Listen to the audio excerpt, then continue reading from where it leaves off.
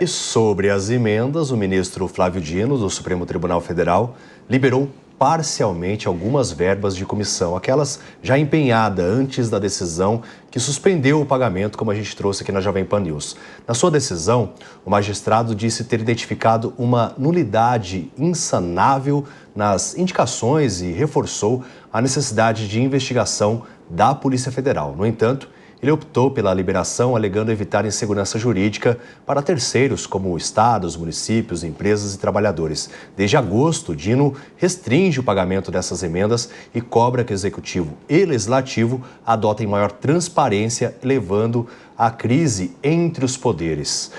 Bom, uma decisão que muitas pessoas consideraram de última hora, né? Os prefeitos reclamaram bastante, mas outros realmente tratam como acertada a decisão do ministro Flávio Dino, porque realmente essas emendas muitas vezes são usadas e a gente nem sabe como que foi utilizado esse recurso, não é mesmo, Henrique? É isso mesmo, é uma decisão, os dois lados estão certos, né? Realmente foi de última hora, mas realmente foi acertada. É uma decisão que precisava ter sido tomada antes, mas que bom que foi tomada agora. E o ministro acerta em fazer essa liberação parcial, porque existem realmente esses compromissos que foram assumidos e que agora precisam ser arcados. Não deveriam ter sido, essas despesas não deveriam ter sido empenhadas, porém foram. E agora existem obras que estão paradas, existem também empresas que ainda não receberam o seu pagamento, e aí uma série de riscos são envolvidos aí nessa articulação. Então, o ministro acerta em fazer essa liberação, mas a gente volta a enfatizar aqui, né? Pelo menos da minha parte, eu acredito que é essencial que a Polícia Federal seja célere, seja rápida na investigação de todas essas emendas para garantir que não houve desvio. É uma vergonha que a gente tenha tido por tanto tempo as emendas PIX acontecendo, as emendas de comissão também acontecendo de uma forma tão não transparente, e a transparência, quando tinha essa transparência, ela era meio leitosa, né? O que chamam aí, que é aquela transparência que não é transparente de forma nenhuma, você só vê um pouquinho. Então, a gente precisa saber para onde foram destinadas essas emendas, para qual destino elas foram destinadas, o que foi feito uma vez que chegou no município ou no estado, e também qual é a efetividade dessa ação. E essas coisas precisam estar claras para a população e, de uma vez por todas, o Congresso não pode mais insistir nessa prática. E volto aqui reforçando também o que a Mônica acabou de trazer sobre a questão do voto, né, da importância do voto. Se o seu deputado, aquele que você votou, aquele que é famoso na sua região, ele é um desses que tem feito pressão para a manutenção dessas emendas, não sei se ele merece mais o seu voto, porque tamanha aversão à transparência. Quem não deve, não teme. É aquela lei que você aprende lá em casa desde pequeno. Quem não deve, não teme. E é isso que a gente precisa pôr também dentro do Congresso. Então, o STF, a gente critica bastante o STF, né? Eu, pelo menos, critico bastante quando o assunto são essas decisões e o relacionamento com o Congresso Nacional, mas dessa vez a gente vê uma decisão muito acertada, sim. E o ministro Flávio Dino, a gente relembra, compôs a base do governo federal, e o governo federal também não ficou contente com essa decisão, né, Valadão? Então, muito bem colocado aqui pelo Kriegner. O que o ministro Flávio Dino fez, ele tomou uma decisão assertiva. Mas eu peguei uma fala que ele disse que a Polícia Federal tem que ser célere. O Brasil não pode ficar esperando, porque lá na ponta, o prefeito ele já gastou esse dinheiro. Esse dinheiro já foi gasto. Sim. Ele precisa só da verba para ele cumprir a obrigação dele, que é de pagar os fornecedores. Então, por que uma obra fica parada, um hospital fica sem a medicação? Você vê, ainda bem que nós estamos num período de férias escolares, porque a merenda não pode faltar. Então, eu vejo que foi tomada uma decisão assertiva. O Flávio Dino, que está controlando isso e parece que vai liberar só depois de março. Mas por que só depois de março?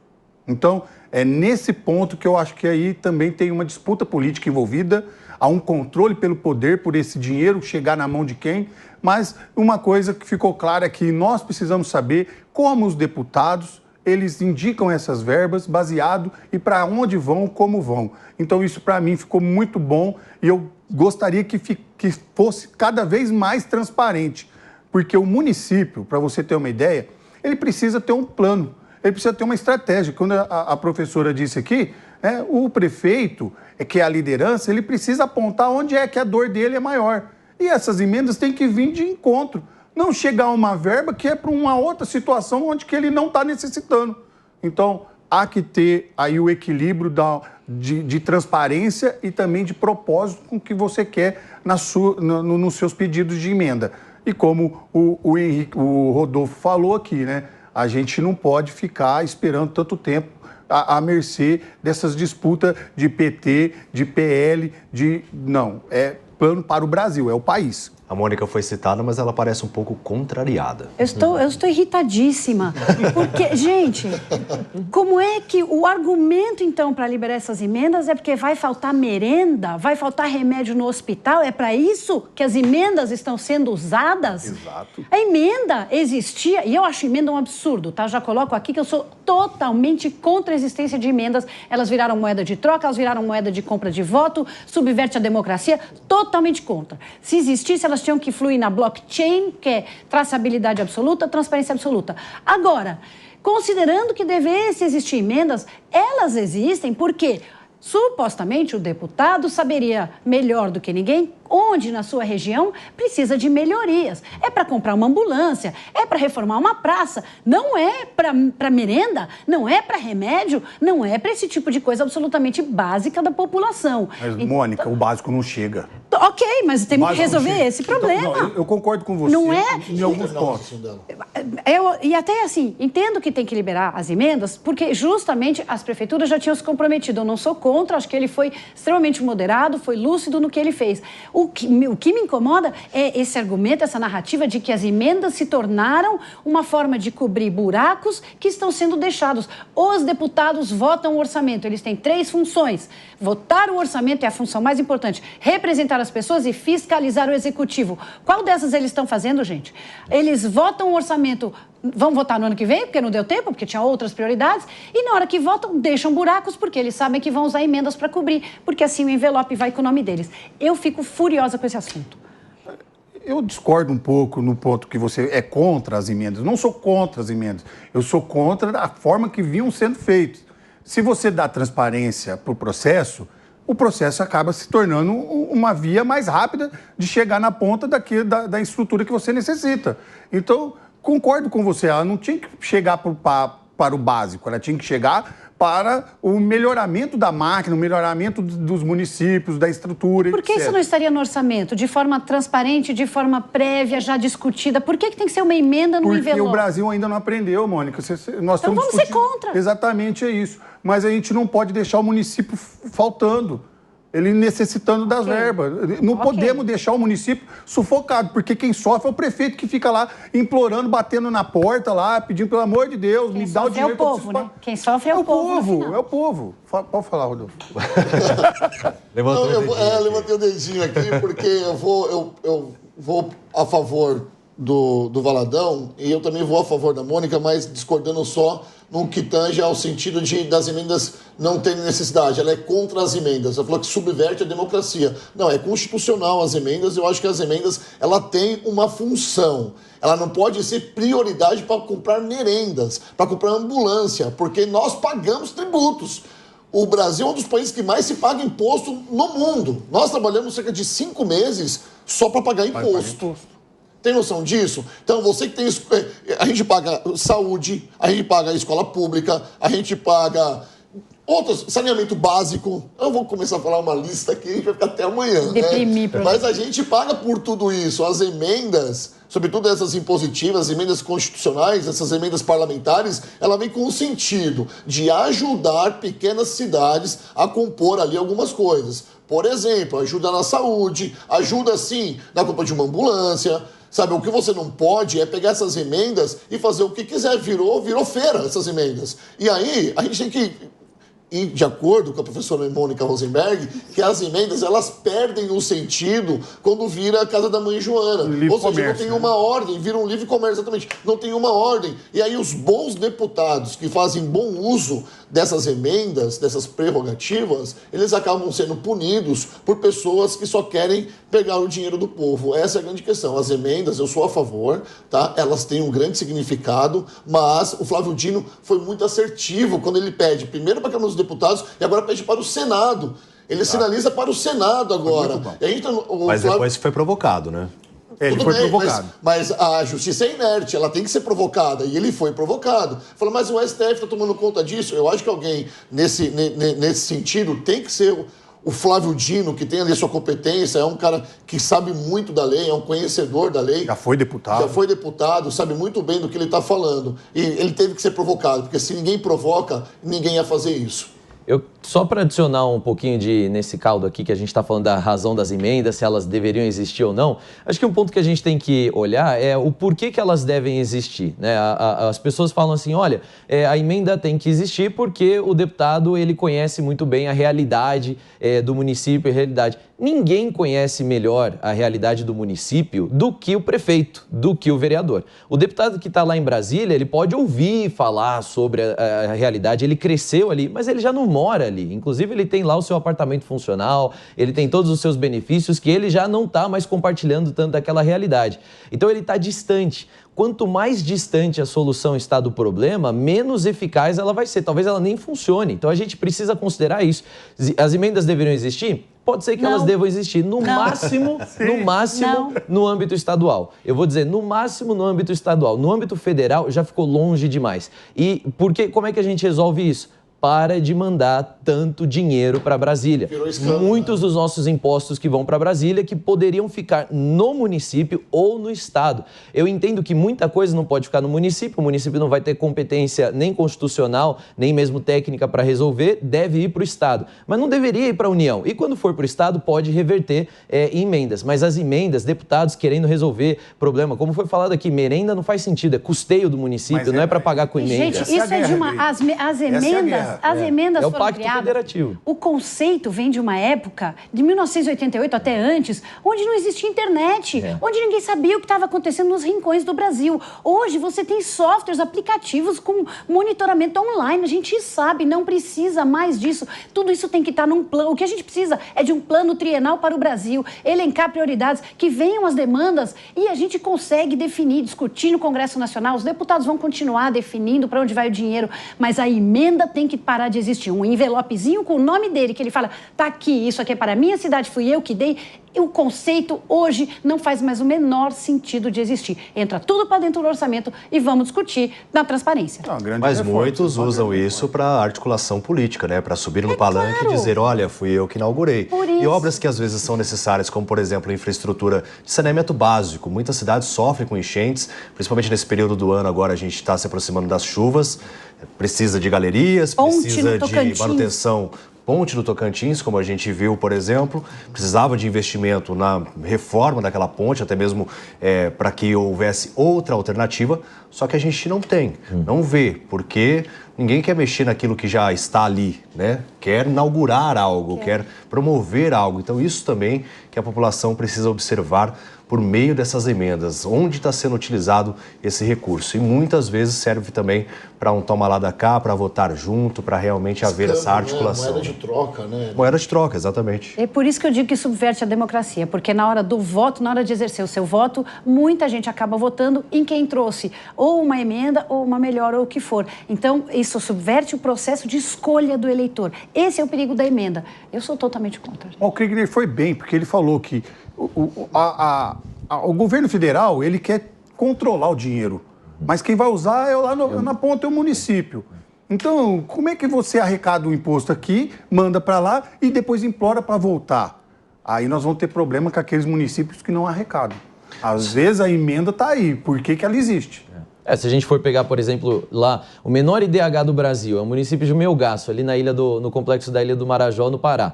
A arrecadação de IPTU, você pode puxar do último ano de Melgaço, é zero. R$0. A prefeitura simplesmente não arrecadou IPTU na cidade. IPTU é um imposto que vai 100%, fica na cidade. Ou seja, a gente tem uma complexidade também na relação dos municípios, dos 5.570 municípios, 89% tem menos de 50 mil habitantes. Alguns não deveriam nem ser municípios, que aí o município tem estrutura, é um prefeito, no mínimo 9 vereadores, aí secretários, aí todo... É um peso que nem mesmo o município consegue se pagar. Então a gente tem realmente tem que rever esse pacto federativo, federativo e desde o começo. O que deve ser um município, o que constitui, qual deve ser a necessidade básica, que no mínimo deveria ser, consegue se pagar? Consegue pagar a estrutura mínima constitucional requerida, né? E a gente, a partir daí, também vê como vai ser o relacionamento com os outros entes federativos. Agora, simplesmente jogar todo o dinheiro para Brasília e depois vai distribuindo, eu sou a favor, concordo com o que a professora está falando aqui nesse sentido. Mas as emendas, elas vão cumprir o papel se no âmbito estadual elas têm, sim, uma razão de existir. Mas você acha que essa cidade recebe algum dinheiro de emenda? Eles não têm deputado, o deputado virou um despachante. Recebem o dinheiro de emenda recebem porque... dinheiro federal, os repasses obrigatórios. Isso é uma coisa, mas, a função de existir é outra. Mas então, eles recebem por uma questão até de caridade, né? Porque aí vira o destino caridoso e aquela coisa assim. Pelo orçamento. Mas, o que eu quero dizer quando eu trago esse exemplo é que a gente está num sistema em que existem municípios que não têm nem condição de ser município. E também entra numa questão assim, fica desinteressante para que o prefeito... Olha, uma prefeitura que arrecada zero de um imposto que é 100% municipal, desculpa, mas isso é falta de interesse político. E por que não tem interesse político em arrecadar esse dinheiro? Não é só uma questão técnica, é porque está recebendo de outras fontes. Porque se o salário do prefeito não estivesse sendo pago pela baixa arrecadação, aí sim eu tenho certeza que no mínimo um imóvel da prefeitura ou da cidade estaria recebendo. Zero de arrecadação, nem mesmo o prefeito paga IPTU. Mas tem uma coisa também, né? Ao reforçar a necessidade de investigação por parte da Polícia Federal, alguns líderes partidários na Câmara dos Deputados, eles se manifestaram apreensivos sobre o inquérito que mira a essas emendas parlamentares. O medo é que a medida considerada severa por deputados se torne um alvo de uma espécie de inquérito-mãe, que resultará na abertura de novas investigações e se arrastará por anos. Em outras palavras, os parlamentares acreditam que o inquérito não terá prazo ou objeto definido, podendo abranger qualquer denúncia sobre desvio de finalidade ou falta de transparência por parte dos parlamentares. O receio fez o presidente Lula convidar o presidente da Câmara, Arthur Lira, para uma reunião na última sexta-feira. Além dos parlamentares, o governo também teme que as ações do judiciário possam gerar uma série de derrotas e enfraquecer o Planalto. Então tem esse receio por parte dos parlamentares sobre a investigação por parte da Polícia Federal. Só que também tem o outro lado, que esses recursos são utilizados, como a gente vem discutindo aqui no Linha de Frente, que não tem transparência nas ações para onde vai efetivamente esse dinheiro, não é mesmo, Mônica? Foi muito bom a ação do Flávio Dino, porque preocupou, assustou e tirou eles da zona de conforto de que ninguém estava olhando, porque isso começou lá atrás no governo Bolsonaro com as emendas do relator e foi crescendo em volume e em desfachatez. Então foi muito bom que eles comecem a ter medo. Essa preocupação de que se torne um novo inquérito do fim do mundo, né? Assim como o Alexandre de Moraes tem o dele, o Flávio Dino teria o dele e que qualquer coisa entra embaixo desse guarda-chuva, ela faz sentido, mas não justifica, não é motivo para dizer que o inquérito está errado ou que eles podem continuar fazendo o que querem. Cabe a nós, cidadãos brasileiros, novamente pedir que o Supremo Tribunal exerça de forma lúcida o seu papel de decidir as questões que não estão sendo decididas pelo Legislativo ou as questões que chegam a ele são provocadas. Esperamos, eu acredito que o Flávio Dino não vai transformar esse inquérito em algo fora de controle, onde ele faz o que quer, e acho absolutamente necessário que esse inquérito avance rápido e se mantenha ativo. Então, que no ano que vem eles tenham medo do que vão fazer com as emendas e que eles deem transparência e rastreabilidade. Agora, Valadão, você acha que pode haver também uma perseguição política, vamos dizer, porque apesar da Polícia Federal ser uma instituição, né, para agir por todo o Estado, muitas pessoas consideram que a Polícia Federal é do governo. E aí uma busca por opositores? Olha, David, eu não acredito não. Eu acredito muito naquilo que a professora falou. O Flávio Dino ele foi assertivo em fazer esse questionamento. E agora, a preocupação do governo está em enfraquecer, porque a partir do momento que você torna o processo mais transparente, todo mundo vai ter controle do que está acontecendo, eles não vão ter para onde ir. Eles vão ter que fazer o feijão com arroz, que é o que eles estão lá para fazer. Então, essas questões de... como você colocou, de perseguição, se a Polícia Federal vai ser algo controlado, principalmente por conta de partido, eu acho que não. Eu acho que não vai ter essa, eu não tenho essa visão. Eu tenho a visão de que daqui para frente eles vão ter que se mexer muito mais do que eles estavam, porque eles estavam num lugar calmo, tranquilo, fazendo aquilo, só perpetuando o que eles vinham fazendo. Pede o que você precisa, que eu te dou, lá na frente tira uma foto entregando e perpetuando, né, professor? E aí vai, só tira foto no dia da inauguração. Eu acho que agora não, eles vão ter que trabalhar, eles vão ter que mostrar por que eles estão fazendo, e aí a população vai ter a condição de analisar e ver quem realmente está trabalhando. E a gente sabe que eles trabalham muito, trabalham bastante, e aí agora a gente vai ver o resultado desse trabalho. Até porque, né, Rodolfo, as investigações elas precisam ser embasadas e tem provas técnicas apresentadas pela Polícia Federal, né? Exatamente, tem que ter provas contundentes ali usadas pela Polícia Federal. Mas aquele ditado, aquela máxima que se faz valer agora, quem não deve, não teme. Sim. Se o deputado fez um bom trabalho com essas emendas, por que ele está temendo agora essas investigações do Flávio Dino? Pelo contrário, é uma resposta à sociedade. Exato. Num mês onde você falou tanto de corte de gasto, vamos cortar os gastos, vamos fechar as torneiras do Brasil. Agora ele pede transparência nessa que é uma torneira aberta há muito tempo. A mangueira. É uma mangueira, essas emendas parlamentares. Então eu falo isso. Quem não deve, não teme. Vamos ver quem são aqueles que vão sair correndo agora e se opor contra o Flávio Dino. Agora, Henrique, tem uma coisa também, né? Ele já fez parte da Câmara, fez parte do governo. Então ele sabe ali como que rolam as negociações, como que tudo acontece. Você acha que pode haver algum tipo de perseguição ou ele realmente deve caminhar para que a Polícia Federal faça o trabalho dela? Olha, eu espero que ele tenha uma postura isenta como cabe ao membro da Suprema Corte do Brasil, que ele conhece muito bem, isso a gente sabe que ele conhece muito bem. Como esse conhecimento vai se aplicar, isso aí nós vamos ter que, infelizmente, pagar para ver. O que me preocupa um pouco mais é realmente com a relação dele junto ao governo federal. Nós sabemos que o Congresso vai sim fazer pressão ao governo federal para que, de uma forma mais acelerada, esse dinheiro seja liberado, para que também essas investigações não sejam talvez tão profundas, e se forem, que haja apenas uma correção, não uma punição. Então, essa pressão, o quanto que o governo federal vai conseguir se valer do relacionamento prévio que existia na pessoa do ministro para que então freie talvez essas investigações e essas mudanças, alterações aí da maneira de fazer emendas. Essa é a minha maior preocupação. Agora, se o ministro vai usar do conhecimento prévio que ele tinha ali, nós vamos ter que pagar para ver.